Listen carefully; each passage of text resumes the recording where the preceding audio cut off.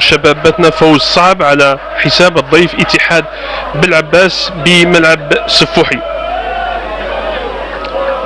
الضيوف كانوا السباقين للهجوم عن طريق غزالي، كرته غير بعيدة عن مرمى المحليين الذين ردوا على الهجوم بهجوم معاكس، وحاج عيسى من وضعية جيدة يضيع فرصة لا تعوض.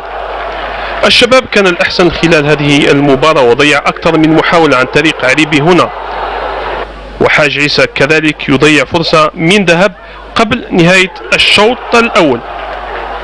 المرحلة الثانية انخفض فيها رتم المباراة، وكان على الجميع انتظار الوقت بدل الضائع حتى يتمكن البديل عتوش من حسم نتيجة المباراة لصالح الشباب المحلي برأسية محكمة. هدف أسعد كثيرا أنصار الشباب، وجاء في نهاية المباراة التي انتهت لصالح الشباب بهدف دون مقابل.